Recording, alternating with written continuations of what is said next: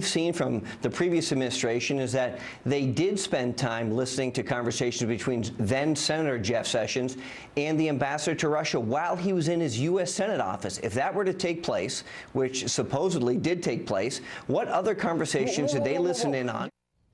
Former campaign manager Corey Lewandowski supporting the president's claim that the Obama administration eavesdropped on Donald Trump and his team. And it's time now for our Sunday group. Dana Perino, co-host of The Five. Bob Woodward from The Washington Post.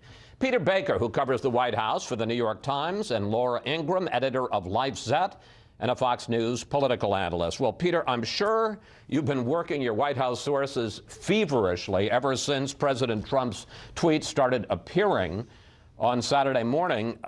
Do they have any evidence to back up this contention that President Obama ordered the wiretapping of Trump and Trump Tower? No, I don't think they do, and I think you basically elicited that from two very well-connected senators. There isn't an evidence chain at this point that would support such a sweeping assertion. Now, we obviously do have some reporting out there about an investigation of people around Trump, and it's certainly conceivable that some of the people around Trump have had their communications intercepted. Remember, the FBI intercepts a lot of Russians' communications, and if Russians were talking with Americans, they might have already tripped over that. Right. The idea that Trump was saying Trump something himself, different. He was saying that they wiretapped his phones in Trump Tower, and they didn't offer any evidence of that. That's right. And that the President of the United States at the time, Barack Obama, ordered it. There's no evidence that we know of to that effect. Laura, first there's the question whether this is all true, whether or not the Obama administration, it would be very dramatic, ordered the tapping of the phones of Donald Trump in Trump Tower. But second, it seems to me, is there a political question, which is why does Donald Trump want to keep breathing life into this story about the whole Russia-Trump connection at the precise moment he's trying to unveil and push his agenda? Well, perhaps one of the reasons is, and I don't know, but I'm just speculating, perhaps one of the reasons is because the reporting on the Russia supposed connection and collusion with the Trump campaign has been just feverishly overblown. The soundbite that you played, for instance, to Coons about Jeff Sessions, the entire soundbite where Al Franken is asking that question, which is really revealing, is he's like this rambling question about, well, CNN is reporting about some report that there might be compromising information. I don't even know if you've ever seen it, but obviously the import of the question was, did you speak with Russians in your capacity as a surrogate for the campaign? And was that about the campaign machinations? And that was obvious, the question.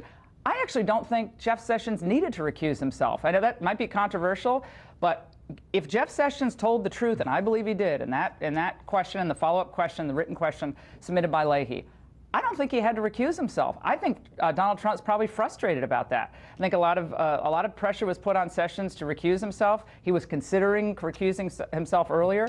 But the idea that Russia threw the election for Donald Trump, and people in Michigan and Wisconsin and Ohio and Pennsylvania were all like, well, but that's not really what they're saying. They're not saying that they threw the election. They're saying that there was collusion to interfere with the election. They're not saying that's why he got elected. Carter Page, who was a one-time foreign policy informal advisor to Trump, and Paul Manafort, who is no longer with Trump, those guys were at conferences and saw some Russians, people connected with Russia and Europe. The thing is so tenuous, and I think you scratched the surface of it in your interview with Coons, and he had to say, well, we don't really have any evidence of collusion.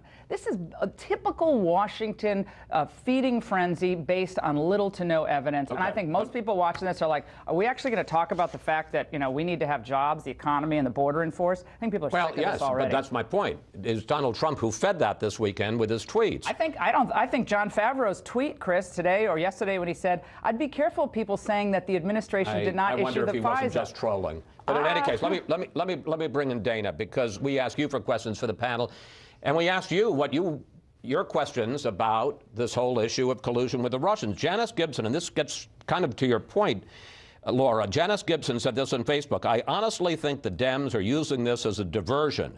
Of all the issues facing America, they focus on this. It's tiresome. But John Ferguson sees it a bit differently. The Republicans would not let Benghazi and email scandal go. Why should Dems let Russians go? hypocrisy on both sides, will it never end? And that's really the question. Is this just more of this constant cycle of political hardball?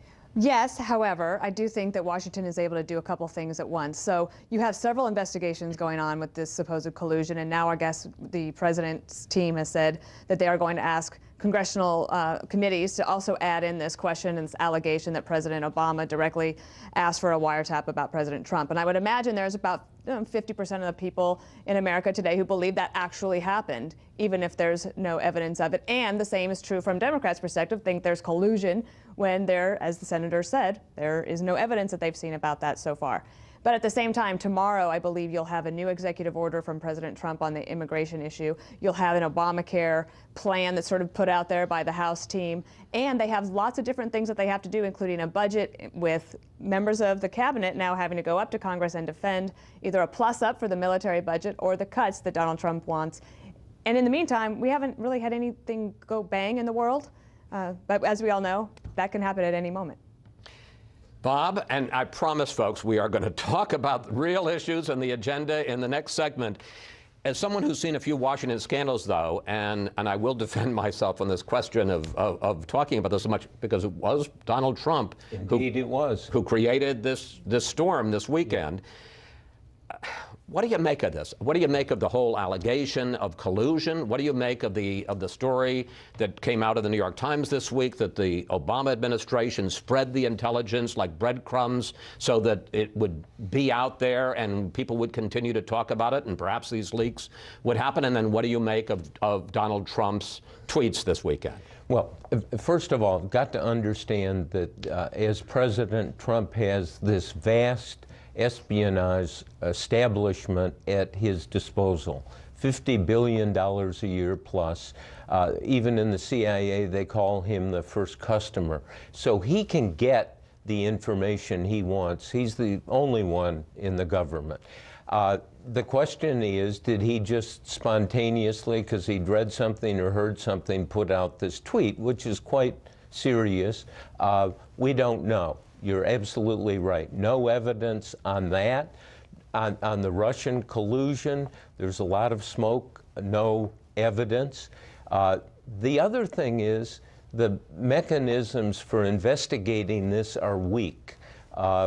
Sessions, the Attorney General, has recused himself. Okay, how is the Justice Department, the FBI, going to really examine this? There's no independent counsel law. Special prosecutors don't work. Congress also is not very well equipped to do this. They've had some flops in recent investigations. So the quality of information, of evidence we're liable to get is going to be weak. I have to recall Watergate went on for 2 years and 2 months to get some sort of closure and clarity.